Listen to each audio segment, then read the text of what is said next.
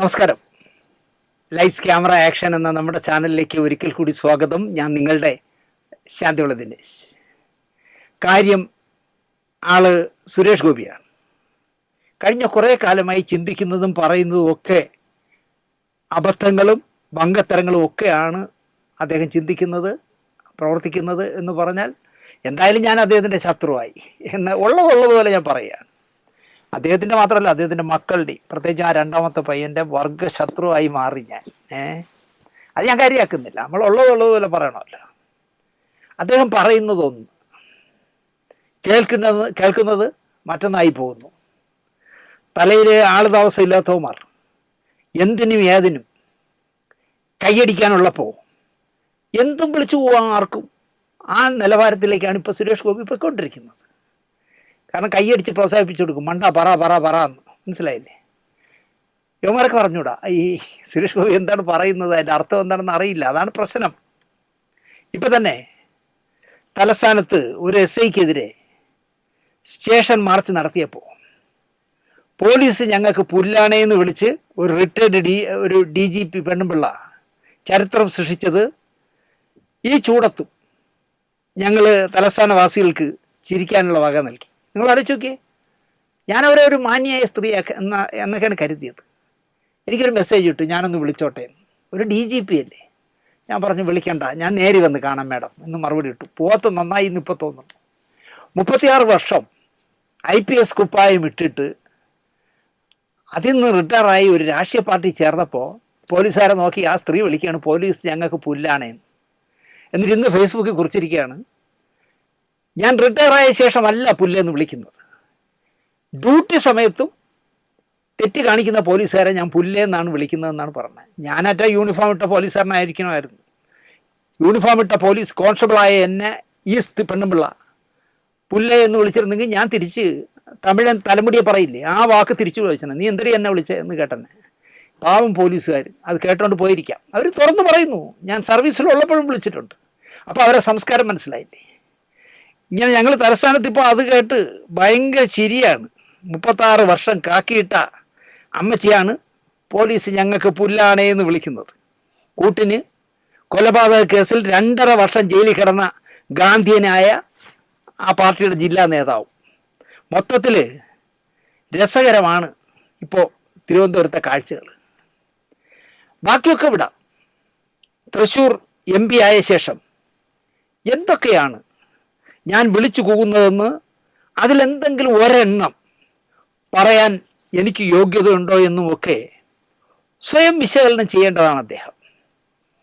ഏതവനോടായാലും എനിക്ക് പറയാനുള്ളതെല്ലാം പറഞ്ഞിരിക്കും, കേട്ടോടാ മറ്റേ മോനെ എന്ന് പറയുന്ന ഒരാളിനോട്, അല്ലെങ്കിൽ ആമ മുട്ട തേങ്ങ എന്ന് പറയുന്ന ഒരു മനുഷ്യനോട് ആർക്കെങ്കിലും തർക്കിക്കാൻ പറ്റുമോ?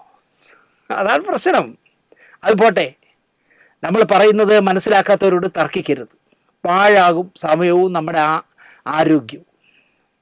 തൃശ്ശൂർ പൂരത്തിന് പൊലിമയേകുന്ന മത്സര വെടിക്കെട്ടാണല്ലോ ഉണ്ടാകാറ്. നിർമ്മാണത്തിൻ്റെ അവസാന ഘട്ടത്തിൽ എല്ലാം പൊട്ടിത്തെറിച്ച് തവിട് പൊടിയായി, കുറേ ജീവനുകൾ നഷ്ടപ്പെട്ടു.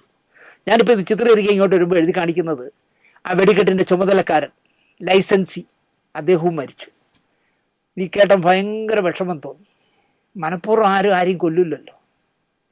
നാരായണ ഗുരുസ്വാമി പറഞ്ഞിട്ടുണ്ട്, കരിയെയും കരിമരുന്നിനെയും ദൈവത്തിൻ്റെ പേര് പറഞ്ഞ് കൊണ്ടു കിടക്കരുതെന്ന്. രണ്ടും അപകടകാരിയാണെന്ന്. കരി എന്ന് പറഞ്ഞാൽ ആനയും വെടിക്കെട്ടും വേണമെന്ന് ഒരു ദൈവവും പറഞ്ഞിട്ടില്ല എന്ന് നാരായണ ഗുരു പറഞ്ഞാണ്. അങ്ങനെ പറഞ്ഞ എന്ന് പറഞ്ഞിട്ട് നാരായണ ഗുരു ഇരിക്കുന്ന അമ്പലത്തിലും ഇത് തന്നെയാണ് പരിപാടി. മനുഷ്യ ജീവനുകൾ ചിന്നിച്ചിതറി. സ്ഥല MP-യും സ്ഥല MLA-യും ഒക്കെ സ്വാഭാവികമായി അവിടെ എത്തണമല്ലോ. MP ഇല്ല, അതാ വരുന്നു MP ഇല്ലായിരുന്നു ആദ്യം. വന്ന ഉടനെ എവിടെയായിരുന്നു ഇത്രയും നാളെന്ന് ആരും ചോദിക്കില്ല കക്ഷിയോട്. ഉത്തരം മോശത്തരമായിരിക്കുമല്ലോ പറയുന്നത്. അതുകൊണ്ട് ആരും ചോദിച്ചില്ല, സാറേ MP നിങ്ങൾ ഇത്രയും സമയം എവിടെയായിരുന്നു, ഇത്രയും ദിവസം എവിടെയായിരുന്നു ചോദിക്കണ്ടേ? ആരും ചോദിച്ചില്ല. ചാടി കുതിച്ച് എയർപോർട്ടിൽ നിന്ന് മറ്റേ ഭരചന്ദ്രൻ വരും പോലെ ചാടി കുതിച്ച് വന്ന പാടെ പറഞ്ഞതാണ് രസം. ഞാൻ ലഡാക്കിലായിരുന്നു. പ്രധാനമന്ത്രി വിളിച്ച് ഉടനെ തൃശ്ശൂരിലെത്താൻ പറഞ്ഞു അത്രേ. അതിദാരുണമായ ഒരു സംഭവം. ഓരോ തവണ സംഭവിക്കുമ്പോഴും നമ്മളിരുന്ന് വിലപിക്കുന്നതല്ലാതെ ഒരു പ്രതിവിധി, ഇതിൻ്റെ പൂർണ്ണമായ പ്രൊട്ടക്ഷൻ പതിനായിരക്കണക്കിന് ലക്ഷക്കണക്കിന് ആൾക്കാരുടെ മനസ്സിലാണ് വർണ്ണങ്ങൾ ആകാശത്ത് വിരിയിച്ച് കാണിക്കുന്നത്. അതിനുവേണ്ടി ജീവിതം, ജീവൻ ഒക്കെ ഹോമിച്ച് ഈ പ്രവൃത്തിയിൽ ഏർപ്പെടുന്നവരുടെ ഒരു എക്സ്റ്റൻഡഡ് പ്രൊട്ടക്ഷൻ എന്താണെന്നുള്ളതും ഒക്കെ ചിന്തിക്കേണ്ട കാര്യമാണ്. പക്ഷെ അതൊന്നും ഇപ്പം ആലോചിക്കാനുള്ള സമയമല്ല. അതും തീർച്ചയായിട്ടും ഉടനെ തന്നെ സംഭവിക്കും എന്ന് നമുക്ക് പ്രത്യാശിക്കാം. കൂടുതലായിട്ടൊന്നും പറയാനിപ്പോൾ അങ്ങനെയുള്ള മെറ്റീരിയലൊന്നും.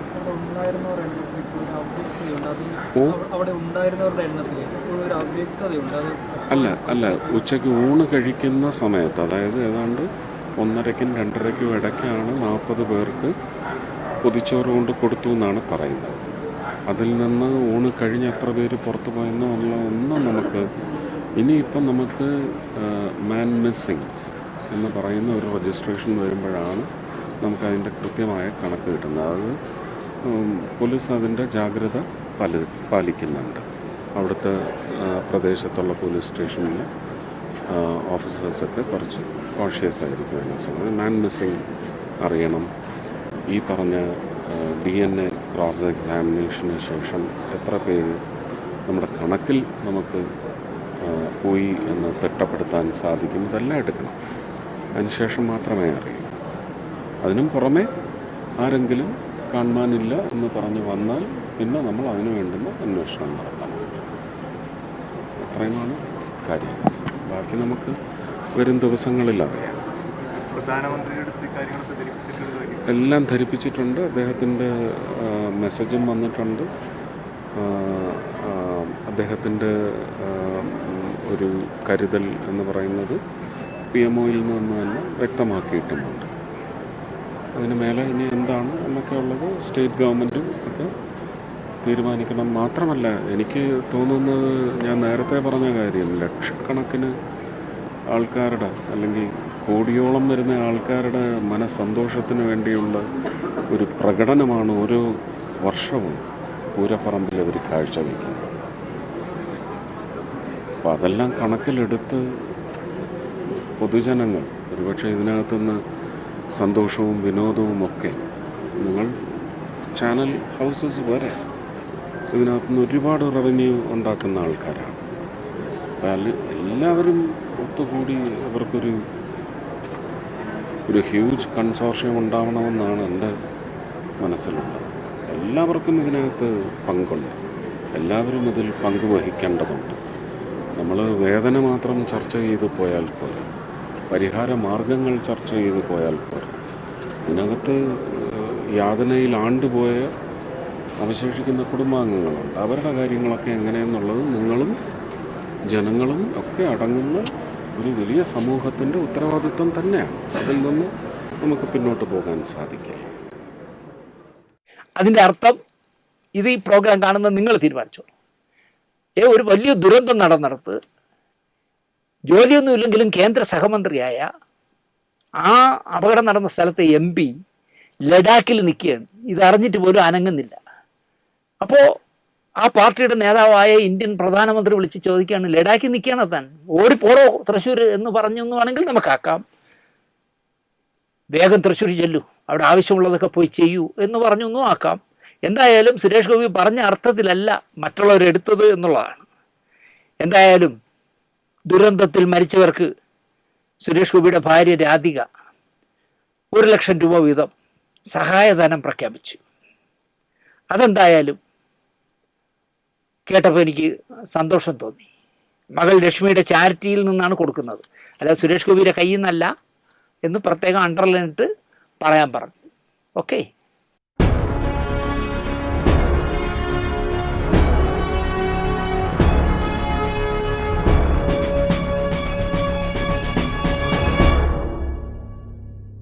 നമസ്കാരം.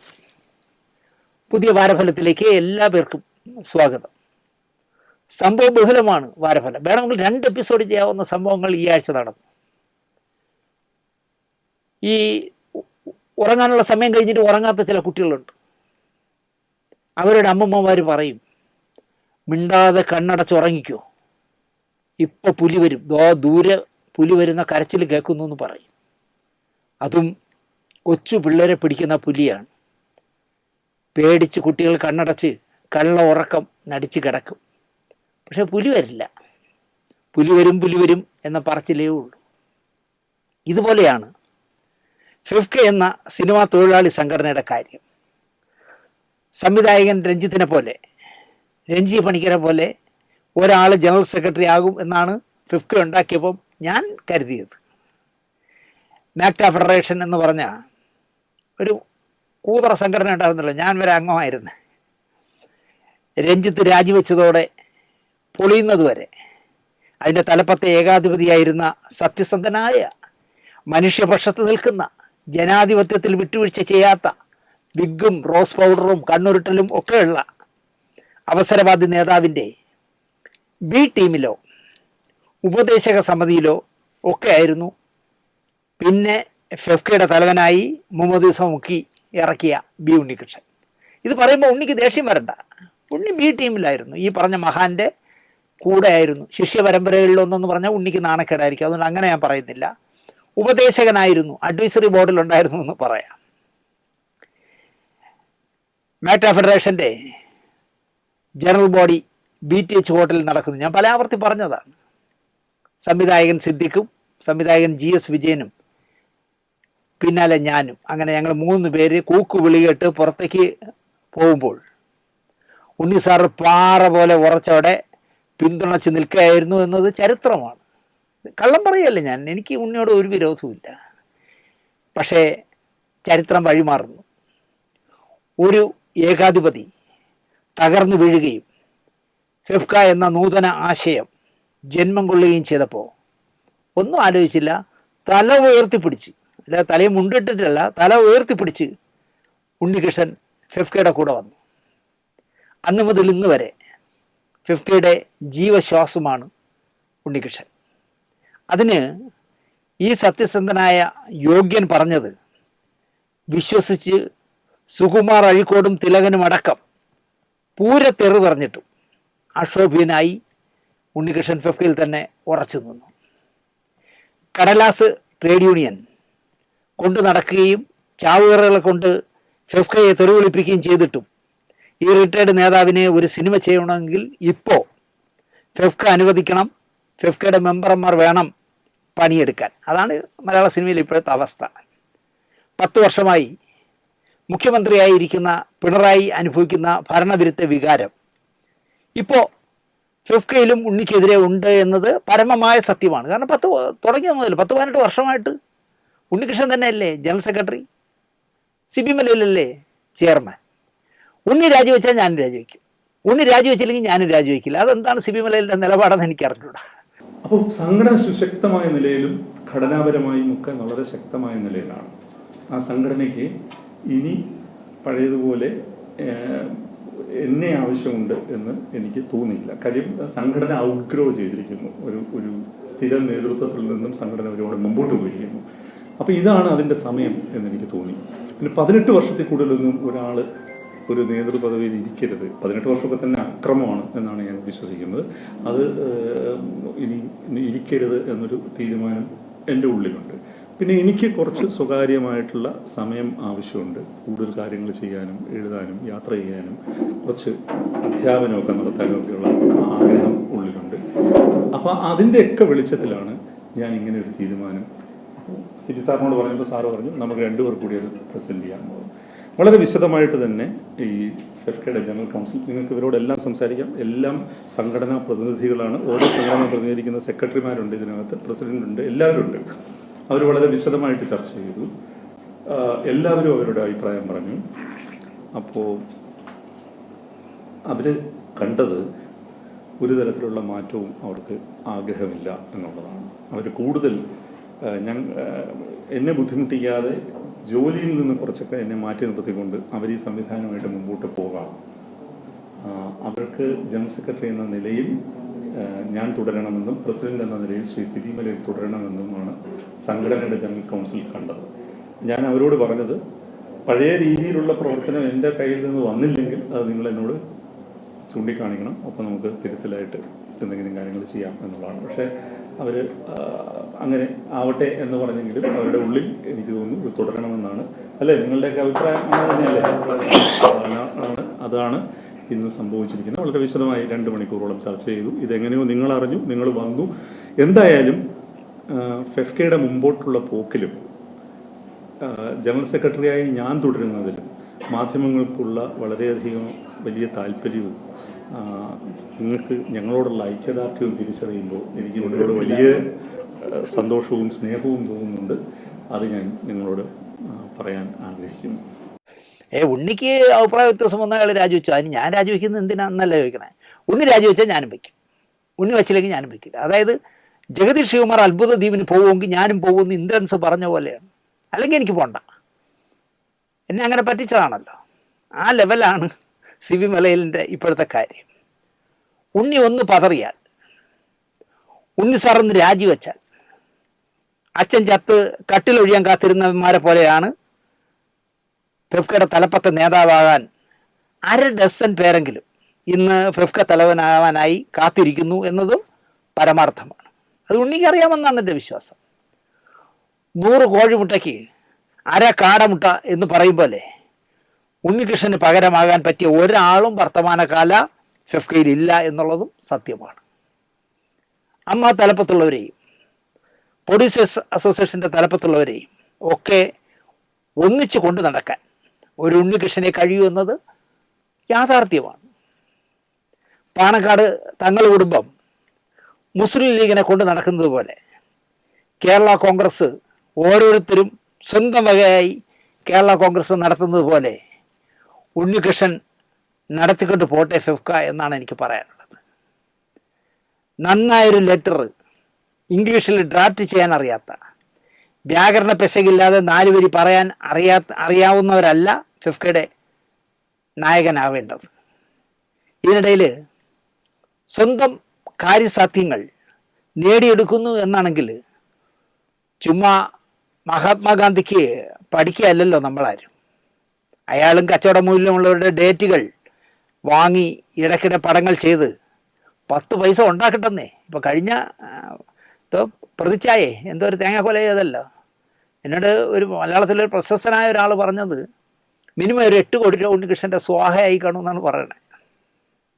പരിപ്പോടയും തേയില വെള്ളവും കുടിച്ച് നടന്ന പാർട്ടി സഖാക്കളെ പോലെ ജീവിതകാലം മുഴുവൻ പരിപ്പോടയും തേയില വെള്ളവും കുടിച്ച് നടക്കണമെന്ന് പറയുന്നത് ശരിയല്ല. പഴയ ഹവായ് ചെരുപ്പം ഫിയറ്റ് കാറിലും നടന്നാൽ മതിയെന്ന്, ഉണ്ണികൃഷ്ണൻ നടന്നാൽ മതിയെന്ന് വാശി പിടിക്കുന്നതിൽ ഒരു അർത്ഥവുമില്ല എന്ന് ഞാൻ പറയും. പിന്നെ സ്വന്തം കാര്യത്തിനായി പാര പണിയുന്നത്, അതും ഇതിൻ്റെ ഒരു ഭാഗമാണെന്ന് കരുതിയാൽ മതിയെന്ന് ഞാനിപ്പോൾ അങ്ങനെയാണ് കരുതുന്നത്. എനിക്കിട്ട് പണിഞ്ഞത് ഉണ്ണിയുടെ നിലനിൽപ്പിന് വേണ്ടി ഉണ്ണി പണിഞ്ഞതാണ് എന്ന് പറഞ്ഞ് ഞാനങ്ങ് സമാധാനിക്കുകയാണ് സത്യത്തിൽ ചെയ്യുന്നത്.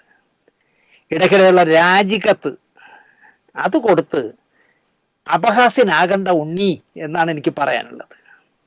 എത്ര പേരാണെന്നോ മറ്റോ പിന്നെ അയ്യോ അച്ഛാ പോവല്ലേ, നമ്പർ ഇട്ടല്ലോ ദിനേശ് സാറേ അതിനെപ്പറ്റി ഒന്ന് പറയണേ എന്ന് എന്നെ എത്ര പേരെന്നറിയാം വിളിച്ചു പറഞ്ഞേ. അതും പറയിപ്പിക്കണ്ട, നല്ലതിനായി പറഞ്ഞതാണ് എന്ന് മാത്രം ഉണ്ണി വിചാരിക്കുക. ഇനി നമ്മളെ വക്കീലിനെ, കുടുംബ വക്കീലിനെ വിളിച്ച് ദിനേശ് വീണ്ടും എന്നെ അപമാനിച്ചു, ഒരു കേസൂടെ ഫയൽ ചെയ്യും, വേറൊരു കോടതിയിൽ ഫയൽ ചെയ്യാൻ പറയരുത്. ഞാൻ നല്ലതിന് വേണ്ടി പറഞ്ഞതാണ്. ഉണ്ണികൃഷ്ണൻ ഇങ്ങനെ ഇടയ്ക്കിടയ്ക്ക് ഞാൻ രാജിവെക്കും, ഇത് അരാജിക്കത്ത് തന്നിരിക്കുന്നു, കമ്മിറ്റി ഏകണ്ഠമായി രാജിക്കത്ത് പിൻവലിക്കാൻ പറഞ്ഞുകൊണ്ട് ഞാനിതാ പിൻവലിച്ചിരിക്കുന്നു, അച്ചടക്കമുള്ള നേതാവായതുകൊണ്ട് ഞാൻ പിൻവലിച്ചു എന്നൊന്നും പറയണ്ട. അല്ലെങ്കിൽ ചാനലുകാരെ കാണുമ്പം ചാനലുകാരെ നിങ്ങളെല്ലാവരും വന്നോ, ഞാൻ രാജിവെച്ചു എന്ന് അറിയാൻ വന്നതായിരിക്കും അല്ലേ, ഞാൻ രാജിവെക്കുന്നില്ല തൽക്കാലം. ഇങ്ങനെ ഇതൊരു 2 പ്രാവശ്യമാവാം 5 പ്രാവശ്യമാവാം ഉണ്ണികൃഷ്ണ എന്നും ആയാൽ ഇതൊരു കാര്യം രസമില്ല. ഇത്രേ ഞാൻ പറയുന്നുള്ളൂ. ഒപ്പം ഞാൻ തുടക്കത്തിൽ പറഞ്ഞതും പറയുന്നു, ഉണ്ണിക്ക് പകരം ഉണ്ണി മാത്രമേ ഉള്ളൂ. ആ കട്ടിൽ കണ്ട് അധികം പേര് പനിക്കണ്ട എന്നാണ് എനിക്ക് പറയാനുള്ളത്. കേരളത്തിലെ പുതിയ ട്രെൻഡാണ് ഉത്സവ പറമ്പുകളിലെ നന്ദഗോവിന്ദ ഭജൻസ്. ഉത്സവ പറമ്പുകളിലെ പ്രോഗ്രാം എന്നാൽ ചുക്ക് കാപ്പി മുറുക്കും കഴിച്ച് പ്രോഗ്രാം കാണുക, തിരുക്കുത്ത്, മാന്ത്രിക കിണറിലെ ബൈക്കോട്ടം, റിക്ക ഡാൻസ് മുതലായവ പോലെ തന്നെയാണ് ഇപ്പോൾ സ്റ്റേജിലെ പ്രോഗ്രാമുകൾ. കുറേ പേർ ഇരുന്ന് കാണും, കുറേ പേർ നടന്ന് കാണും, കുറേ പേർ കേൾക്കും, കാണില്ല. ഇങ്ങനെ പലരും പല രീതിയിലാണല്ലോ ഉത്സവപ്പറമ്പിലെ പ്രോഗ്രാം കാണുന്നത്. ഉത്സവപ്പറമ്പുകളെ ഇളക്കി മറിച്ചതായിരുന്നു ഒരു കാലത്ത് കഥയൻ വി സാംബശിവൻ്റെ കഥാപ്രസംഗവും KPAC-യുടെ നാടകവും. ഞാനിപ്പോഴും ഓർക്കുന്നു, വെള്ളായണി ക്ഷേത്രത്തിലെ കാളിയൂട്ട് ഉത്സവത്തിന് പടിഞ്ഞാറക്കര എഴുന്നള്ളിപ്പിന് സാംബശിവൻ 20-ാം നൂറ്റാണ്ട് എന്ന് പറഞ്ഞ കഥ പറയുന്നു. അടിയന്തരാവസ്ഥ കാലത്ത് ജയിലിൽ കിടന്നിട്ട് ഇറങ്ങി വന്ന് ആദ്യമായിട്ട് കഥ പറയുകയാണ് വെള്ളായണിയിൽ. മണ്ണ് വാരി എറിഞ്ഞാൽ നിലത്ത് വീഴാത്തത്ര ജനസഞ്ചയം 20-ാം നൂറ്റാണ്ട് കേൾക്കാൻ. നാവടക്കൂ പണിയെടുക്കൂ എന്ന് ഒരു പ്രധാനമന്ത്രി പറയുന്നു. ഞാൻ നാവടക്കിയാൽ എൻ്റെ കുടുംബം പട്ടിണിയിലാകുമെന്നും, നിങ്ങൾ പണിയെടുത്താൽ മതി, ഇന്ത്യയിലെ ലക്ഷക്കണക്കിന് പേർക്കായി ഞാൻ മാത്രം നാവനക്കാമെന്ന് ഇന്ദിരാഗാന്ധി പറഞ്ഞതിനെയും ജയിലിൽ കിട്ടിയ അനുഭവങ്ങളെയും ഒക്കെ വച്ച് കാച്ചിയെന്ന് വെള്ളായണിയിൽ വി സാംബശിവൻ. അത് കേൾക്കാൻ കോൺഗ്രസ്സുകാരും കമ്മ്യൂണിസ്റ്റുകാരും ജനസംഘക്കാരും ഒക്കെ ഉണ്ടായിരുന്നു. അവരെല്ലാവരും കൈയടിച്ചു എന്നുള്ളതാണ്. അതാണല്ലോ കഥാപ്രസംഗത്തിൽ സാംബശിവൻ്റെ ഒരു രീതി. ഇപ്പോൾ അതൊക്കെ മാറിയില്ലേ? ദൈവത്തെ സംരക്ഷിക്കാൻ ഇറങ്ങിയ ഒരു കൂട്ടർ കൈയടിക്കുകയല്ലേ ക്ഷേത്രങ്ങൾ. അവർ കൈയടിക്കുന്ന എന്തിനാ? കൈയടക്കിയതുകൊണ്ട്. ഇപ്പോൾ കേരളത്തിലെ പ്രധാനപ്പെട്ട അമ്പലങ്ങളെല്ലാം ക്ഷേത്രം സംരക്ഷിക്കുന്നവർ കൈയടക്കിയിരിക്കുന്ന കാലമാണ്. പല വർണ്ണങ്ങളാൽ ഭംഗിയായി അലങ്കരിച്ചിരുന്നിടത്ത് ഒരു നിറത്തിൽ ചുരുങ്ങുകയല്ലേ ഇപ്പോൾ ഉത്സവങ്ങൾ. സിനിമാറ്റിക് ഡാൻസ് കേരളത്തിൻ്റെ തനത് കലയായി മാറി. ഇപ്പോൾ റാപ്പർമാർ അരങ്ങു വാഴുന്ന കാലമാണ്. നാടകങ്ങൾ ഒരു പക്ഷത്തിനായി എഴുതുന്നതാണെങ്കിൽ മാത്രമേ കളിക്കാൻ പറ്റൂ, അല്ലെങ്കിൽ സ്റ്റേജ് കത്തിക്കും. ഹീമ പന്നിയെ പോലെ ഇരിക്കുന്ന പെമ്പിള്ളേർ ടീഷർട്ടും ജീൻസും ഇട്ട് അമ്പലത്തിൽ കയറുന്ന കാലമാണിപ്പോൾ. കുഴിയിലോട്ട് കാല് നീട്ടിയിരിക്കുന്ന കാരണവന്മാർ വരെ ഹാഫ് ട്രൗസറും കയ്യില്ലാത്ത ബനിയനും ഒക്കെ ഇട്ട് അമ്പലത്തിൽ വരുന്ന കാലമാണ്. ഞാൻ ഇങ്ങനെ നോക്കി നിൽക്കും കേട്ടോ, ഇവനൊക്കെ നാണമുണ്ടോ എന്ന് ഞാൻ ആലോചിക്കും. ഹീമ പന്നി പോലെ ഇരിക്കുന്ന പെമ്പിള്ളേരെ ചന്തിയും കുലുക്കി വരണോണം കാണാൻ, ദൈവത്തിനെ കാണാൻ. പുലയനൊരു പള്ളി, പറയനൊരു പള്ളി, മീൻപിടുത്തക്കാരൻ മരയ്ക്കാനൊരു പള്ളി, പള്ളിയോട് പള്ളി നിരന്നിങ്ങി വന്നിട്ടും വ്യത്യാസം അറിഞ്ഞാൽ വ്യത്യാസം മാറി ഞാൻ കാണുന്നില്ല എന്ന് പുഷ്പവതി എന്ന് പറഞ്ഞൊരു പാട്ടുകാരി പാടിയിട്ടുണ്ട്. നല്ല വരികളാണ്. പുലയനൊരു പള്ളി, പറയനൊരു പള്ളി, മീൻപിടുത്തക്കാരൻ മരയ്ക്കാനൊരു പള്ളി, പള്ളിയോട് പള്ളി നിരന്നിങ്ങു വന്നിട്ടും വ്യത്യാസം മാറി ഞാൻ കാണുന്നില്ല. പുലയനൊരു പള്ളി, പറയനൊരു പള്ളി, മീൻപിടുത്തക്കാരൻ മരയ്ക്കാനൊരു പള്ളി, അപ്പനൊരു പള്ളി, മകനൊരു പള്ളി, അക്കൂറും ഇക്കൂറും വെവ്വേറെ പള്ളി, പള്ളിയോട് പള്ളി നിരന്നിങ്ങു വന്നിട്ടും വ്യത്യാസം മാറി ഞാൻ കാണുന്നില്ല. അപ്പനൊരു പള്ളി, മകനൊരു പള്ളി, അക്കൂറും ഇക്കൂറും വെവ്വേറെ പള്ളി, പള്ളിയോട് പള്ളി നിരന്നിങ്ങി വന്നിട്ടും വ്യത്യാസം മാറി ഞാൻ കാണുന്നില്ല എന്ന് പുഷ്പവതിയും ചാലക്കുടിക്കാരി പ്രസീതയും ഒക്കെ ഉത്സവപ്പറമ്പുകളിൽ പാടുമ്പോൾ കൈയടിക്കും. കേൾക്കണോ പ്രിയ കൂട്ടരെ, അവൾ കൊഞ്ചി പറഞ്ഞ കഥ, അവൾ കൊഞ്ചി കൊഞ്ചി പറഞ്ഞ കഥ. ഈ പാട്ട് കേട്ടിട്ടുള്ളൊരു കൈ എഴുതണേ, കേട്ടിട്ടുള്ളവര്. ഒരു കാര്യം പറയട്ടെ സുഹൃത്തുക്കളെ, ആ കസേരയിൽ ഇരിക്കുന്നവർക്ക് ഈ സൈഡിലുള്ളവർക്ക് നിങ്ങൾക്ക് എന്തെത്ര ഡമ്പ്. ഒന്ന് കൈയടിച്ച് ഒന്ന് ചിരിച്ചേ നോക്കട്ടെ. എന്തൊരു ഭയങ്കര നിങ്ങളുടെ ചിരി കാണാൻ. അങ്ങനെ ചിരിച്ച് കൈയടിച്ചാണ് കൂടിയ പോവാ.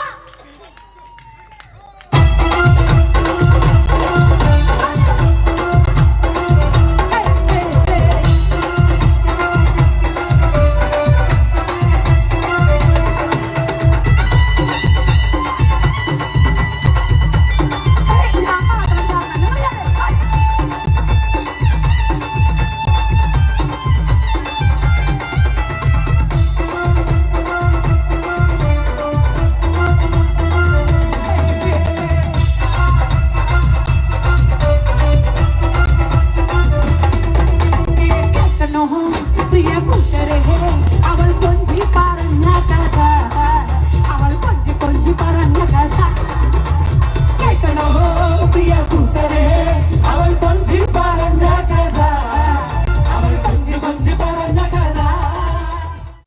എന്നാൽ പുതിയൊരു ട്രെൻഡായ നന്ദഗോവിന്ദം ഭജൻസ് ഒരമ്പലത്തിൽ പരിപാടി അവതരിപ്പിക്കുമ്പോൾ സംഘാടകർ അവരോട് നിർദ്ദേശിച്ചു, ഈ ഉത്സവ കമ്മിറ്റിയിൽ ക്രിസ്ത്യാനികളുണ്ട്, ഇവിടെ ജാതി മതമൊന്നുമില്ല, ഞങ്ങളെല്ലാവരും കൂടിയാണ് നടത്തുന്നത്, ഈ ഭജനയ്ക്കിടയിൽ ഒരു ക്രിസ്ത്യൻ പാട്ടുകൂടി പാടാമോ എന്ന് ചോദിച്ചു.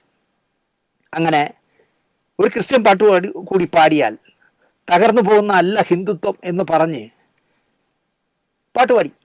ഞാൻ LKG തൊട്ട് പഠിച്ചത് നമ്മുടെ ഇവിടുത്തെ പള്ളി സ്കൂളിലാണ്, നമ്മുടെ ഹോളി ഫാമിലി സ്കൂളിലാണ്. അപ്പോൾ നമുക്ക് ഇവിടെ എല്ലാവർക്കും അറിയായിരിക്കും, എൻ്റെ കുറേ സുഹൃത്തുക്കളൊക്കെ ഇവിടെയുണ്ട്. നമ്മളുടെ ഈ ഭജന നടക്കുമ്പോൾ തന്നെ ഇത്രയും തിരക്ക് വരുന്ന അറിഞ്ഞിട്ട് നമുക്ക് വേണ്ടി പാർക്കിംഗ് സൗകര്യങ്ങൾ എല്ലാവർക്കും തരുന്നത് അവിടുത്തെ പള്ളി ഗ്രൗണ്ടിലാണ്. ദേശവിളക്ക് എന്നുള്ള നമുക്ക് അടുത്ത ദിവസം ഉണ്ട് നമുക്ക് ദേശവിളക്ക്. ഇപ്പോൾ ദേശവിളക്ക് ഇവിടെ നടക്കുന്ന സമയത്ത് ദേശം മുഴുവൻ വിളക്കുകളാണ്, ആ സമയത്ത് ഇവിടെ പള്ളിയിലും വിളക്കുകൾ എത്തിക്കാറുണ്ട്. അപ്പോൾ അങ്ങനെ പോകുന്നൊരു നാടാണ്. അപ്പം ഇപ്പോൾ ഈ ഒരു കാലഘട്ടത്തിൽ മതസൗഹാർദ്ദം എന്നൊക്കെ പറയുമ്പോൾ എന്തൊക്കെ പ്രശ്നം പോലെയൊക്കെ പല സ്ഥലങ്ങളിൽ ഞാൻ കമന്റുകളൊക്കെ ഉണ്ട്. പക്ഷേ അങ്ങനെയൊന്നും ഞങ്ങൾക്ക് അറിയത്തില്ലാത്ത കാലഘട്ടത്തിൽ ജീവിച്ച മനുഷ്യന്മാരാണ് ഞങ്ങൾ. അപ്പോൾ ഇന്ന് ഭജന കേൾക്കാൻ വേണ്ടിയിട്ട് എനിക്കറിയാം, ഇന്ന് തിരുവനന്തപുരത്ത് നിന്ന് ക്രിസ്ത്യൻസ് ആയിട്ടുള്ള എന്നെ പഠിപ്പിച്ച ടീച്ചറിൻ്റെയൊക്കെ സിസ്റ്റേഴ്സൊക്കെ ഇവിടെ വന്നിട്ടുണ്ട്, അവരെ കൂടെ ഉണ്ടാവും, ഒത്തിരി ധാരാളം ആൾക്കാർ വന്നിട്ടുണ്ട് ഇവിടെ. അപ്പോൾ ഒരു കാര്യങ്ങളിലെ വ്യത്യാസമൊന്നും കാണാത്ത ഒരു നാടാണ്. അപ്പം നമുക്ക് വേണ്ടി ഇത്രയും സൗകര്യങ്ങളെല്ലാം ചെയ്തു തന്ന അവർക്ക് വേണ്ടി ഒരു പാട്ട് നമുക്ക് പാടാമല്ലോ അല്ലേ?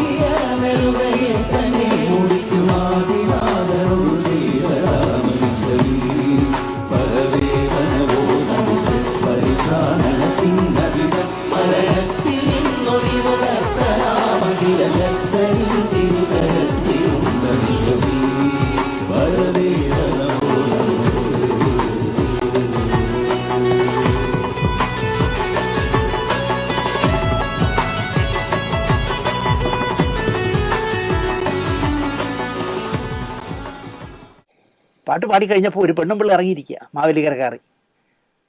ക്രിസ്ത്യൻ പള്ളിയിൽ ക്രിസ്ത്യൻ പാട്ട് പാടിയാൽ മതി, ഹിന്ദുവിൻ്റെ പാട്ട് പാടരുത്, ഹിന്ദുവിൻ്റെ അമ്പലത്തിൽ ഹിന്ദു പാട്ട് പാടിയാൽ മതി, ക്രിസ്ത്യൻ പാട്ട് പാടരുത് എന്നൊക്കെ പറഞ്ഞ് ഈ സ്ത്രീക്ക് ആരാ അനുവാദം കൊടുത്തേ? ഒരു ഉത്സവ പറമ്പിലെ മുഴുവൻ പേരും വേടനോട് എന്തോ പാടുന്നൊരു വിപ്ലവ ഗാനം ഉണ്ടല്ലോ, അത് പാടാൻ പറഞ്ഞാൽ, അല്ലെങ്കിൽ അലോഷിയോട് പാടാൻ പറഞ്ഞാൽ അവർ പാടിയാൽ അപ്പം തകർന്നു വീഴുന്നതാണോ ഇവിടുത്തെ ഹൈന്ദവത, അല്ലെങ്കിൽ ഇവിടുത്തെ ക്രിസ്ത്യാനിറ്റി, അല്ലെങ്കിൽ ഇവിടുത്തെ മുസ്ലിങ്ങളുടെ ജാതകം എന്നാണ് എനിക്ക് ചോദിക്കാനുള്ളത്. അപ്പം നമ്മൾ ചാടി ഇറങ്ങിയിട്ട് പറയാണ്, ക്രിസ്ത്യൻ പള്ളിയിൽ ദൈവത്തിൻ്റെ പാട്ട് പാടരുത്, ഹിന്ദു അമ്പലത്തിൽ ക്രിസ്ത്യൻ പാട്ടും പാടരുത് എന്നാണ് അവർ പറയുന്നത്. EB സിഗ്നേച്ചർ എന്ന ബാനറിൽ, EB എന്ന് പറഞ്ഞാൽ നിങ്ങൾക്ക് അറിയാമായിരിക്കും, ഇടവേള ബാബു. EB സിഗ്നേച്ചർ എന്ന ബാനറിൽ ഇടവേള ബാബു ഇപ്പോൾ ഒരു സ്ഥാപനം നടത്തുന്നു. അമ്മയിന്ന് പോയി കഴിഞ്ഞപ്പോൾ ഇപ്പോൾ അതാണെന്ന് തോന്നുന്നു, സ്റ്റേജ് ഷോകളൊക്കെ ചെയ്യലാണ്. ഇക്കഴിഞ്ഞ 11-ാം തീയതി ഇരിങ്ങാലക്കുട ക്രൈസ്റ്റ് കോളേജ് ഗ്രൗണ്ടിൽ നന്ദഗോവിന്ദം ഭജൻസ് വച്ചു. അതും 1000 രൂപയുടെയും 2000 രൂപയുടെയും ടിക്കറ്റാണ്. ഒരാൾക്ക് ഒരു പ്രോഗ്രാം കാണാൻ, ഭജന കാണാൻ 1000 രൂപ ടിക്കറ്റ്, 2000 രൂപ ടിക്കറ്റ്, 5 ടിക്കറ്റ് എടുത്താൽ 1 ഫ്രീ എന്നൊക്കെ പറഞ്ഞ് ബാബു നടത്തി. വലിയ വിജയമായി, വലിയ വിജയം എന്ന് പറഞ്ഞാൽ വലിയ വിജയമായി. കാരണം ഗോകുലം ഗോപാലനടക്കം ആ ഭജൻസ് കാണാൻ വരികയും പാടിക്കൊണ്ടിരുന്ന ഈ പാട്ടുകാരൊക്കെ പോയി അദ്ദേഹത്തിന് ചുറ്റും നിന്ന് പാടുന്നത് കണ്ടപ്പോൾ ഭയങ്കര രസം തോന്നി. 25 വർഷങ്ങൾക്ക് മുമ്പ് കോട്ടയത്ത് ഒരു ഗ്രാമത്തില് പണിക്കരി ചേട്ടൻ എന്ന് പറഞ്ഞ ഒരു മഹാത്മാവിന്റെ ഒരു വിഷൻ, അക്കാലത്ത് അവിടെ ഉണ്ടായിരുന്ന ചെറുപ്പക്കാര് കുട്ടികളെയൊക്കെ ചേർത്ത് ഭാഗവത സപ്താഹങ്ങൾക്കും ഉത്സവങ്ങൾക്കും ഒക്കെ ഭജന നടത്താൻ വേണ്ടി രൂപീകരിച്ച ശ്രീ ദുർഗാ ഭജന സമിതി എന്ന ആദ്യകാലത്ത് പേരുണ്ടായിരുന്ന, പിന്നീട് ഇന്ന് ലോകം മുഴുവൻ അറിയുന്ന നന്ദഗോവിന്ദം ഭജൻ.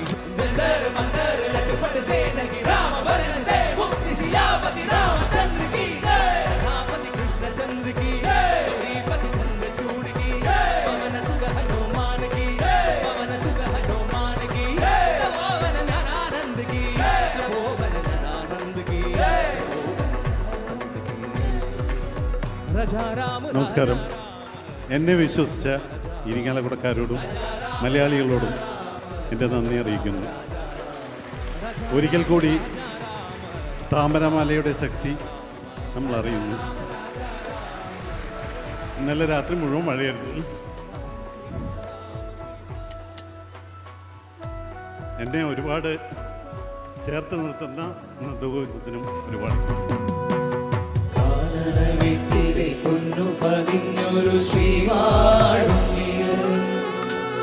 കന്നിയപ്പന്റെ കുഞ്ഞു മനസ്സിലെ നാമം ജപിക്കുമെന്നാത്മാവിലായിരം കർപ്പൂര തെളിവ് നാദവേദങ്ങളും നാവിത്തോളും ഒന്നയ്യാനിക്കനവ് ഇരുമുടിയിലെ ഇഹപരവ്യത നീക്കിനിയാറാട് ഇറ്റിറ്റു വീഴുന്ന തുവന്നു തുള്ളി പോലിന്ന് നീര് അയ്യപ്പന്തിനോടും കണ്ണീര്. Thank you. വളരെയധികം സന്തോഷം ഇരിങ്ങാലക്കുടയിൽ വരാൻ സാധിച്ചു വരും.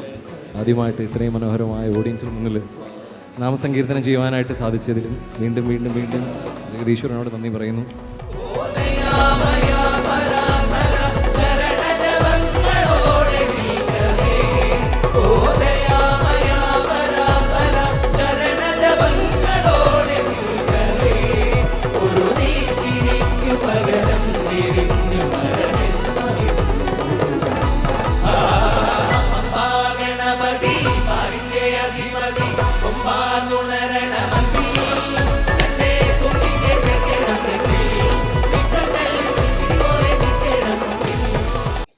ഒരു ക്രിസ്തു സ്തുതി പാടിയാൽ തകരുന്നതാണോ ഹൈന്ദവത എന്ന് ആരോടാ നമ്മൾ ചോദിക്കുക?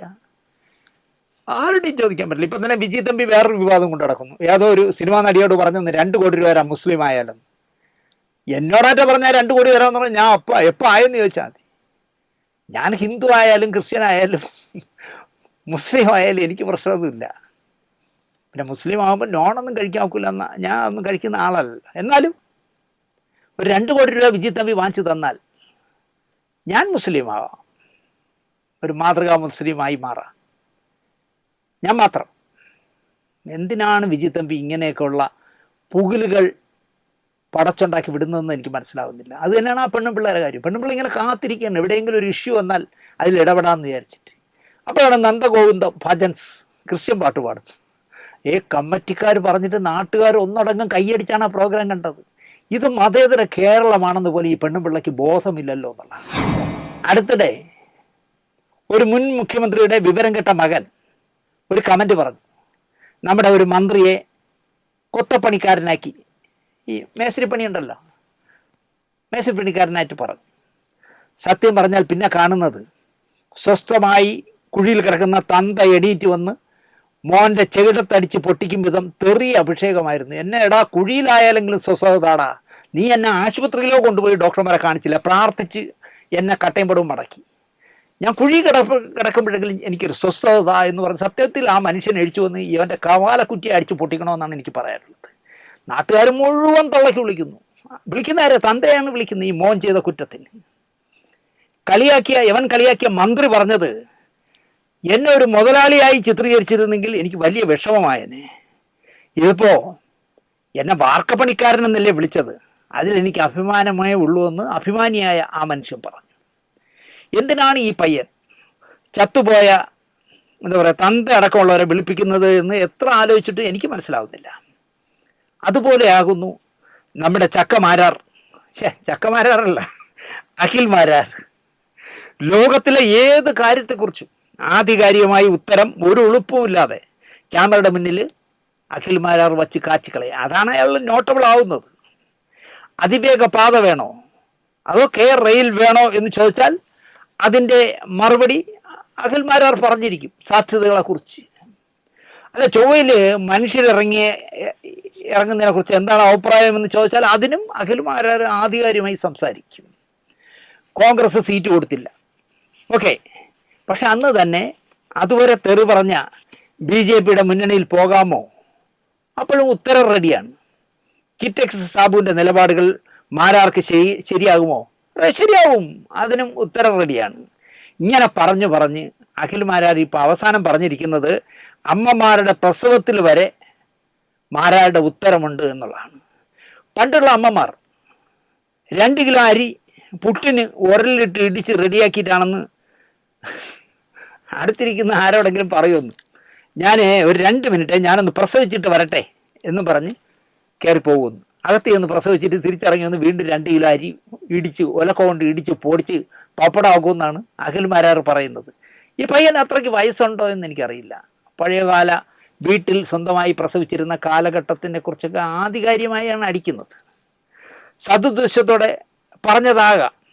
ഇപ്പോഴത്തെ സ്ത്രീകൾക്ക് വ്യായാമം കുറവ്, നല്ല നാൾ നോക്കി കുഞ്ഞിനെ വയറ് കീറി എടുക്കുന്നു എന്നൊക്കെ ഉദ്ദേശിച്ച് പറഞ്ഞതാകണം. പക്ഷേ തള്ളിത്തിരി കൂടിപ്പോയി. പ്രസവിച്ച് പൊക്കിൾ കൂടി മുറിച്ചിട്ട് വന്ന് 2 കിലോ അരി ഒലക്ക കൊണ്ട് ഇടിച്ച് മാവാക്കും എന്നൊക്കെ വച്ച് കാച്ചി പെണ്ണുങ്ങൾ തെറിയോട് തെറി. അങ്ങനെ എനിക്ക് ബലമായ സംശയം മാരാർ ഇങ്ങനെയൊക്കെ പറയുന്നത് മനഃപൂർവ്വമായിരിക്കും. കാരണം ലൈവായിട്ട് നിൽക്കാൻ ഇങ്ങനെ ഒരാൾ സിനിമയിലുണ്ടെന്ന് കാണിക്കാൻ വേണ്ടി ചെയ്യുന്നതായിരിക്കാം. അല്ലെങ്കിൽ നിങ്ങൾ ആലോചിച്ച് നോക്കി, സ്വന്തമായി പ്രസവിച്ചിട്ട് പണ്ടുള്ളവർ ആ പൊക്കിൾ കൂടിയൊക്കെ കറക്കത്തിയ വല്ലവർ താറത്ത് അങ്ങോട്ട് ഇട്ടിട്ട് കൊച്ചിനെ അവിടെ ഇട്ട് പുല്ലവിടെ കിടക്കിട്ട് എന്ന് പറഞ്ഞിട്ടിട്ട് പോയി 2 കിലോ അരി ഇടിക്കും എന്നാണ് പറയുന്നത്. മാരാർക്ക് ശരിക്കും പറഞ്ഞാൽ ആ വാസന്തി ലക്ഷ്മിയിലെ പാട്ട് പോലെ തന്നെ മാരാര് പണ്ടൊരു ചെണ്ട, മാരാർക്ക് പണ്ടൊരു ചെണ്ട എന്ന് പറഞ്ഞ പോലെയായി. ഓരോ ധാന്യമണിയിലും ആര് ഭക്ഷിക്കണമെന്ന് ദൈവം തമ്പുരാൻ മുൻകൂട്ടി എഴുതും എന്ന് പറയാറുണ്ട്. അതുപോലാണ് സിനിമയും. മുൻപ് ഞാൻ പറഞ്ഞിട്ടുണ്ടെന്ന് തോന്നുന്നു, സേതുമാധവൻ സാറും സത്യം മാഷും സഹോദരന്മാരെ പോലെയായിരുന്നു. ഷൂട്ടിങ് തീർന്ന് യാത്ര പറയാൻ ചെന്ന സത്യനോട് സേതു സാർ പറഞ്ഞു, നമ്മൾ അടുത്ത് ചെയ്യുന്നത് പാറപ്പുറത്തിൻ്റെ അരനാഴിക നേരം എന്ന നോവലാണ്. പുസ്തകം ഒന്ന് വായിച്ചു നോക്കണേ. പുസ്തകം വാങ്ങി സത്യമാഷ് വായിച്ചു. സ്വാഭാവികമായും അരനാഴിക നേരം ചെയ്യുമ്പോൾ കുഞ്ഞനച്ചൻ എന്ന നായക കഥാപാത്രമായിരിക്കും സത്യമാഷിന് കൊടുക്കുക. സത്യമാഷ് സേതു സാറിനെ വിളിച്ചു. സേതു, ഇതിൽ കുഞ്ഞനച്ചനാണോ ഞാൻ ചെയ്യേണ്ടത്? അതെ, ഞാൻ ചെയ്താൽ കുഴപ്പമൊന്നുമില്ല സേതു.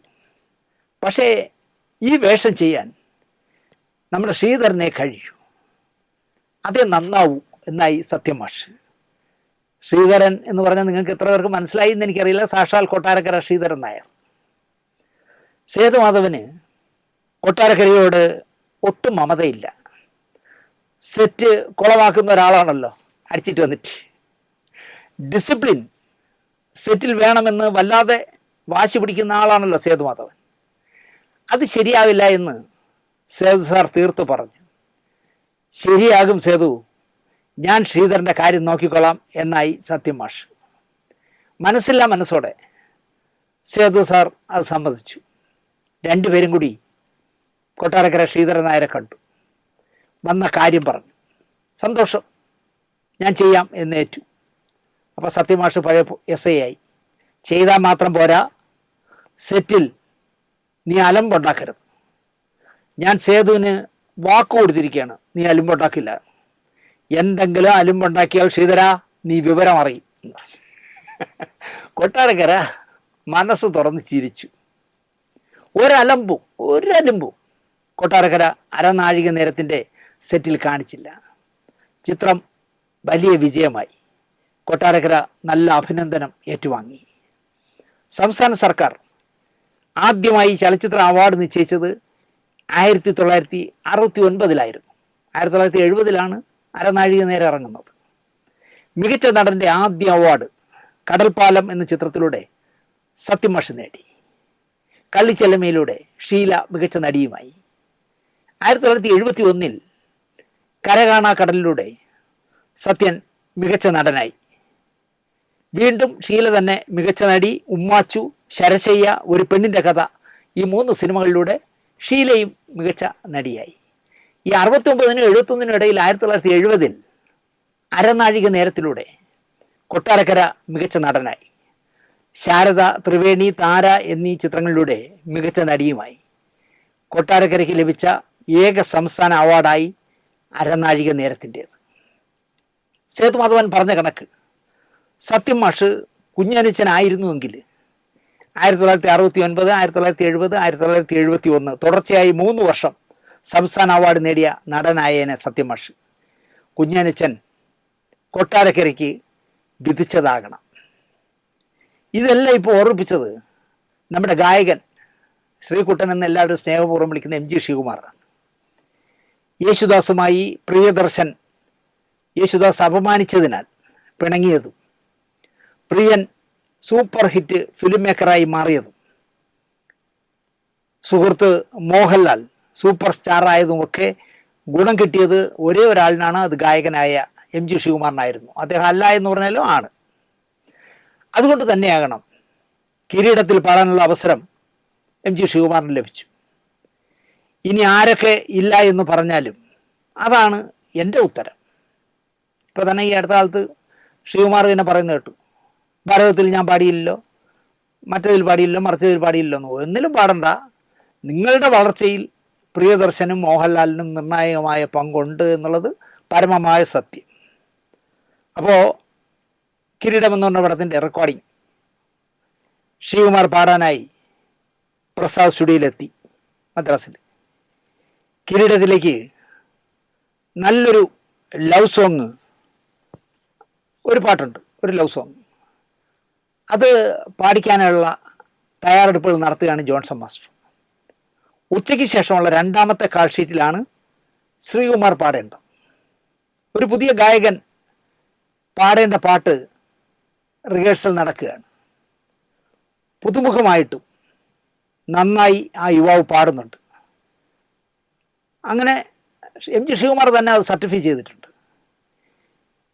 മേട പൊന്നേടം കയ്യെത്തും നേടാം, കയ്യെത്തു നേടാം, കയ്യെത്തും നേടാം, കന്നി കൈനീട്ടം പോലെ, കുളിരോലും കിനാവിലേതോ ഗാനഗന്ധർവൻ, തേടും പൊൻ കിരീടം പോൽ എന്നുള്ളൊരു പാട്ടാണ്. എനിക്കത് ട്യൂണിൽ പാടാറിയില്ല, അതാണ് പ്രശ്നം. തിരുവനന്തപുരത്തുകാരനായ ബാലഗോപാലൻ തമ്പി എന്ന പുതിയ ഗായകനാണ് ഈ പാട്ട് പാടുന്നത്.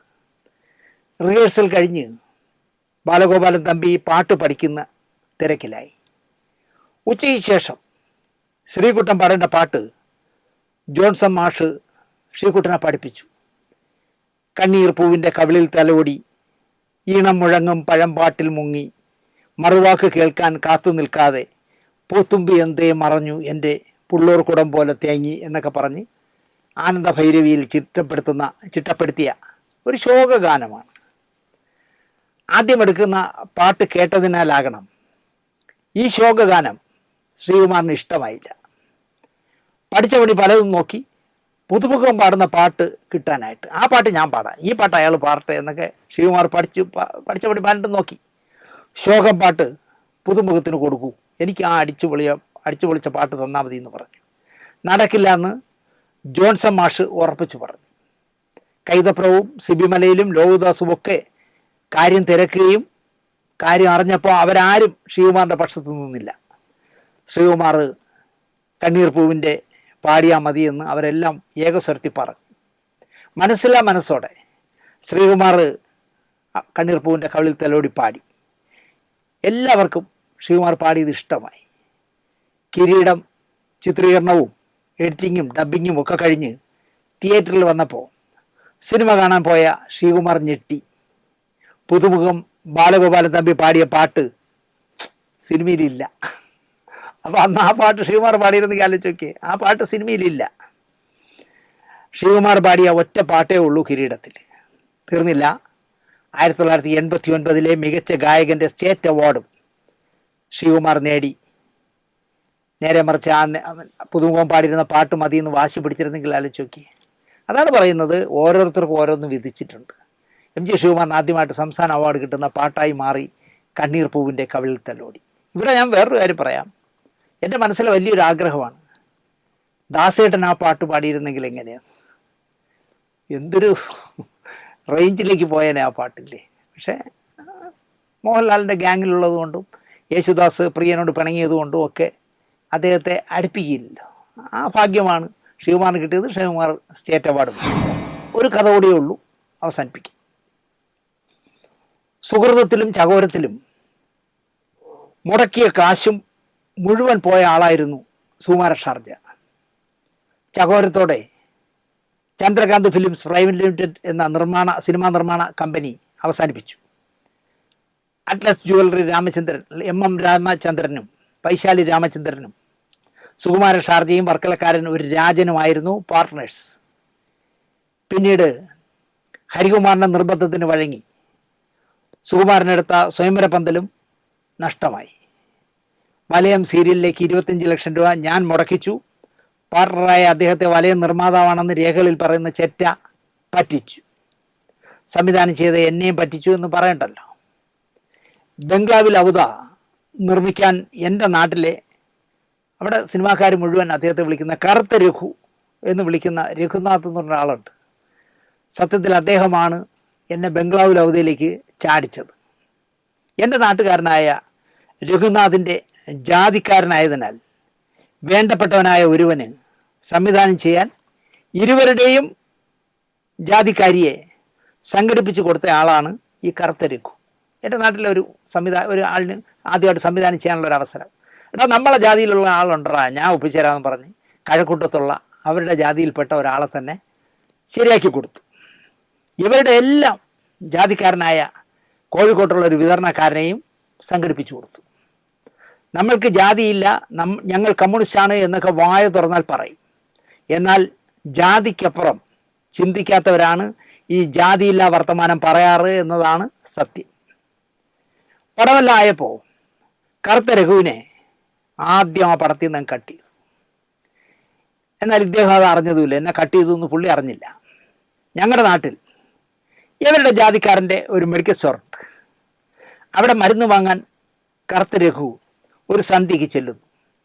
അവിടെ വെച്ച് പടം പിടിച്ചു കൊടുത്ത സംവിധായകനാകാൻ പോകുന്ന കക്ഷിയുടെ ചേട്ടനെ കാണുന്നു. നാളെ പൂജയ്ക്ക് വരില്ലേ എന്ന് ചേട്ടൻ കറുത്ത രഘുവിനോട് ചോദിച്ചു. അപ്പോഴാണ് അദ്ദേഹം അറിയുന്നത് ഞാൻ പിടിച്ചു കൊടുത്ത നിർമ്മാണ കമ്പനിക്ക് വേണ്ടി എൻ്റെ നാട്ടുകാരൻ, ജാതീയമായി എൻ്റെ ബന്ധു സിനിമ തുടങ്ങുകയാണ് നാളെ. സംവിധായകനെ വിളിച്ച് അറഞ്ചം പുറഞ്ചം തെറി വിളിച്ച് ഒരു പരുവമാക്കി ഈ കറുത്ത രഘു. ഞാൻ രഘു കൊണ്ടാന്നാണ് വിളിക്കുന്നത്, കറുത്ത രഘു കൊണ്ട. എന്നിട്ട് അദ്ദേഹം നേരെ വരുന്നത് എന്നെ തേടിയാണ്. ഡേയ് ദിനേശ, എനിക്കൊരു പടം നിർമ്മിക്കണം ഉടനെ, നീ ഒന്ന് സംവിധാനം ചെയ്യണം. ഞാനില്ല എന്ന് ഞാൻ തീർത്തു പറഞ്ഞു. ഞാൻ വെറുതെ പറയുകയല്ല. അതെന്താ ഇല്ലാത്ത? നീ വലയം ചെയ്ത് ഷൈൻ ചെയ്ത് നിൽക്കുകയല്ലേ. നിന്നോടുള്ള സ്നേഹമല്ല, മറ്റവൻ തന്തയില്ലാത്ത പണി എന്നോട് കാണിച്ചതിൻ്റെ പ്രതികാരമാണ് നിന്നെ കൊണ്ടൊരു പടം ചെയ്യിക്കണമെന്നത്. നമുക്കത് ചെയ്യണം എന്ന് അദ്ദേഹം ഉറപ്പിച്ച് പറഞ്ഞു. അങ്ങനെ ഞാനതിൽ വീഴുമെന്നായപ്പോൾ ഞാൻ ചോദിച്ചു, അതെന്തിനാണ് ഞാൻ ചോദിച്ചു. എടാ, നാഴികയ്ക്ക് 40 വട്ടം നിന്നെ അവൻ അധിക്ഷേപിച്ചേ സംസാരിക്കൂ. നിന്നെ കൊണ്ടൊരു പടം ചെയ്യിക്കണം, അതാണ് എൻ്റെ പ്രതികാരം. എൻ്റെ കയ്യിൽ 10 പൈസ ഇല്ല. എൻ്റെ അനന്തരവന്മാർ എന്നെ സഹായിക്കും. നിനക്കറിയാമല്ലോ അവരെ, അറിയാം. അബ്കാരിയും ശബരിമലയിൽ തേങ്ങൽ എല്ലത്തിപ്പിടിക്കലും ഒക്കെയാണ് അവർക്ക്. അപ്പോൾ അവിടുന്ന് കിട്ടുന്ന കാശ് അവർ എനിക്ക് തരും. ഞാനത് മടക്കി കൊടുക്കണം. ബാക്കി തുക മാമനായ എനിക്ക്. ചർച്ചകൾ പുരോഗമിച്ചു. രഘുനാഥ് പലേരി എഴുതുന്നു, ജയസൂര്യ നായകൻ.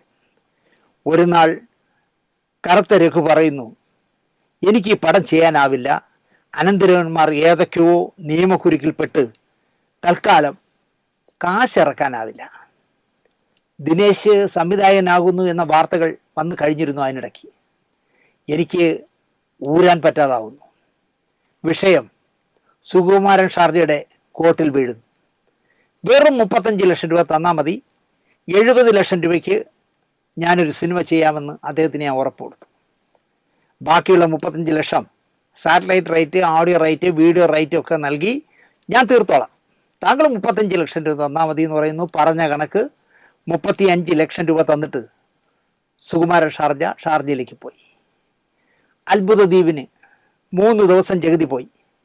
അത് 8 ദിവസമായി അദ്ദേഹം വരാതെയായി.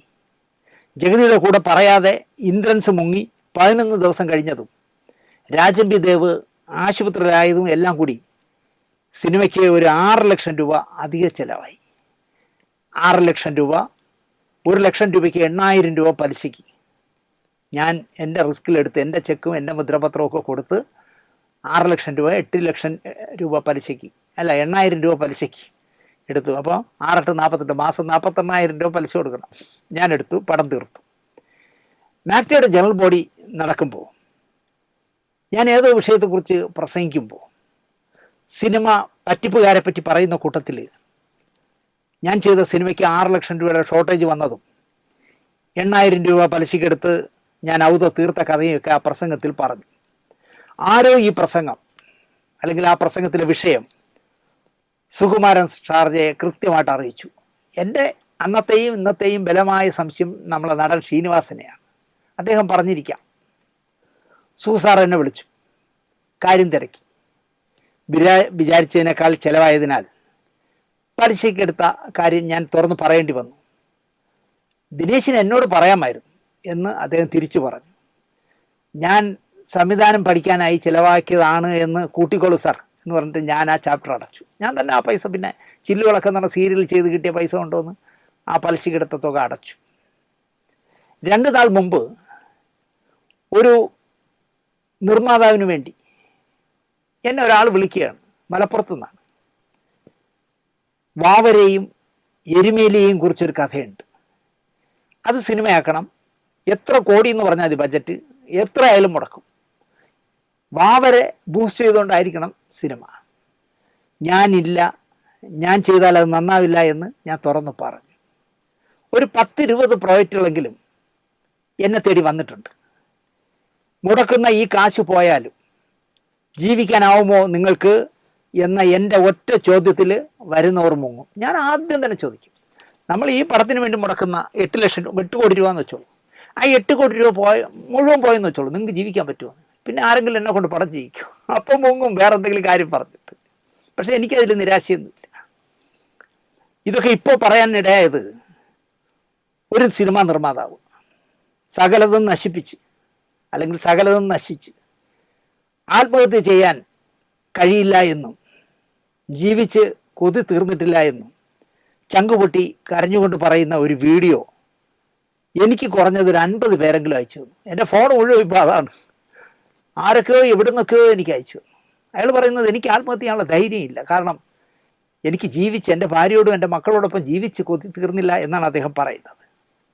അദ്ദേഹം നിർമ്മിച്ചതാണെങ്കിൽ ജയസൂര്യ നായകനായ വെള്ളം, നദികളിൽ സുന്ദരി യമുന, സുമതി വളവ്, 3 സിനിമകൾ നിർമ്മിച്ച മുരളി കുന്നുംപുറമാണ് ആത്മഹത്യ ചെയ്യാൻ ധൈര്യമില്ല, പക്ഷേ ആത്മഹത്യ ചെയ്തേ പറ്റൂ, കടക്കാർ കുത്തിന് പിടിക്കുന്നു എന്ന് പറഞ്ഞ് കരയുന്നു. എല്ലാവർക്കും നമസ്കാരം. എന്നെ എല്ലാവർക്കും അറിയാമെന്ന് വിശ്വസിക്കുന്നു. വെള്ളം സിനിമ ഒരാൾ കണ്ടിട്ടുണ്ടാവും. അത് സിനിമയ്ക്ക് വേണ്ടി കാണിച്ചതാണ്. അങ്ങനെയൊന്നുമല്ല എൻ്റെ യഥാർത്ഥ ലൈഫ്. ഞാനൊരു സാധാരണ മനുഷ്യനാണ്. ഇപ്പം ജീവിതം വഴിമുട്ടി നിൽക്കുന്ന ഒരു അവസ്ഥയിലാണ്. അതുകൊണ്ടാണ് ഞാൻ നിങ്ങൾക്ക് ഈ വീഡിയോ വരാൻ കാരണം. ഒരുപാട് ചതികൾ പറ്റി, ബിസിനസ്സിൽ ഒരുപാട് ചതികൾ പറ്റി. ടൈൽസ് ദുബായിലും ഓസ്ട്രേലിയയിലും ആഫ്രിക്കയിലും കയറ്റി വെച്ചിട്ട് മലയാളികൾ വഴി ഒരുപാട് പൈസ കിട്ടാണ്ടായി. അഖിലേഷ്, തോട്ടടക്കാരൻ അഖിലേഷ് എന്നെ പരിചയപ്പെടുത്തിയത് കാലിക്കറ്റിനോട് പോലും സതീശനാണ് അഖിലേഷിനെ പരിചയപ്പെടുത്തിയത്. അങ്ങനെ ബിസിനസ്സിൽ കുറേ പൈസ പോയി, ആൾക്കാരെ വിശ്വസിച്ച് കുറേ പൈസ പോയി, കമ്പനിക്കാർ കുറേ പൈസ കൊടുക്കാറുണ്ട്. അതിനിടയ്ക്ക് സിനിമ എടുത്തു വെള്ളം. അത് പിന്നെ അവസാനം എൻ്റെ പ്രൊഡ്യൂസറായി പോയതാണ്. 2ാമത് നദികളിൽ സുന്ദരി യമുന, ഉണ്ണി വെള്ളോള, വിജേഷ് പാണത്തൂർ, ഈ 2 ആളും കള്ളം പറഞ്ഞിട്ട് എന്നിട്ട് നമ്മുടെ അടുക്ക വന്നു. അസിസ്റ്റന്റ് ഡയറക്ടറാണ്, അതാണ് ഇതാണ്. നമ്മൾ അങ്ങനെ ആ സിനിമ എടുത്തു. അതിന് 2 കോടി നഷ്ടം വന്നു. പിന്നീടാണ് അറിയുന്നത് ഇവർക്ക് സിനിമയൊന്നും അറിയില്ല, ഇവർ അസിസ്റ്റന്റ് ഡയറക്ടറായ ഒന്നും അല്ലായിരുന്നു എന്ന്. ഇതൊക്കെ നമ്മളോട് കട പറഞ്ഞിട്ടാണ് വന്നത്. പിന്നെ 3ാമത് സുമതി വളവ്. എല്ലാവരും വിചാരം പടം സിനിമ ഭയങ്കര വിജയമാണ്. ഇത് ജീവിതം ഇന്ന് കൈവിട്ട് പോയിരിക്കും. എൻ്റെ മക്കളെ കൂടെ ഭാര്യയുടെ കൂടെ ജീവിച്ചിട്ട് മതിയായിട്ട് കൊതി തീർന്നിട്ടില്ല. പക്ഷെ എനിക്ക് ഈ സിനിമ കാണണം. 7 കോടിയോട് നഷ്ടം വന്നു.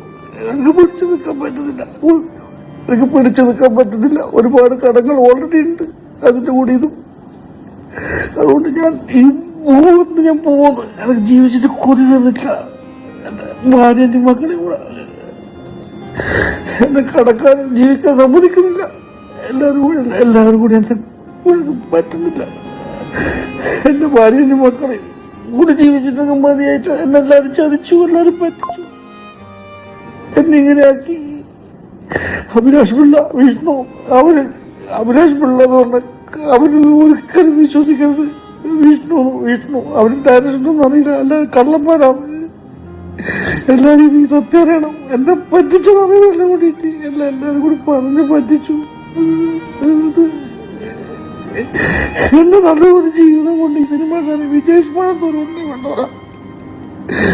അഭിലാഷ് പിള്ള, വിഷ്ണു ഇവരെല്ലാം കൂടെ എന്റെ ജീവിതം കളഞ്ഞു. ദൈവം അവർക്ക് മാപ്പ് കൊടുക്കാൻ അവര് പുതുതായി ജീവിക്കുന്ന ഭാര്യയുടെ മക്കളുടെ കൂടെ ഞാനിന്ന് എനിക്ക് മരിക്കാൻ വേണ്ടിട്ട് ധൈര്യമില്ല. പക്ഷെ മരിച്ചേ പറ്റൂ. ദൈവം എല്ലാവർക്കും മാപ്പ്. ഞാൻ ഒരുപാട് കൂടി നിർത്തിയിട്ടുണ്ട്. അവരോടല്ലോ നിങ്ങളൊരിക്കലും കുടിക്കരുത്, എന്റെ അവസ്ഥ ഇങ്ങനെ ആയിപ്പോയി. മാപ്പ് സുഹൃത്തുക്കളെ, മാപ്പ്. വെള്ളം സിനിമ സ്വന്തം ജീവിതകഥയാണ് നിർമ്മാതാവ് സിനിമയാക്കുന്നതെന്ന് അന്ന് വലിയ വാർത്താ പ്രാധാന്യമൊക്കെ നേടിയതാണ്. ആ സിനിമ തൻ്റെ തലയിലായതാണ് എന്നാണ് മുരളി കുന്നുംപറ ഇപ്പോൾ പറയുന്നത്. രണ്ടാമത്തത് നദികളിൽ സുന്ദരി യമുന. 2 കോടി രൂപ നഷ്ടം വന്നു, 2 കോടിയേ പോയുള്ളൂ, അതുകൊണ്ട് അത് പോയി എന്ന് അദ്ദേഹം പറയുന്നു. സുമതി വളവ് മാളികപ്പുറം എന്ന് പറഞ്ഞ സിനിമ സ്ക്രിപ്റ്റ് എഴുതിയ ആളും ആ പടം സംവിധാനം ചെയ്ത ആളും കൂടിയാണ് സുമതി വളവ് ചെയ്തത്. 7 കോടി രൂപ ബജറ്റ് ഇട്ടു. 13.5 കോടിയായി എന്ന് പറയുന്നു, 22 കോടിയായി തിയേറ്ററിലെത്തിയപ്പോഴെന്നും പറയുന്നു.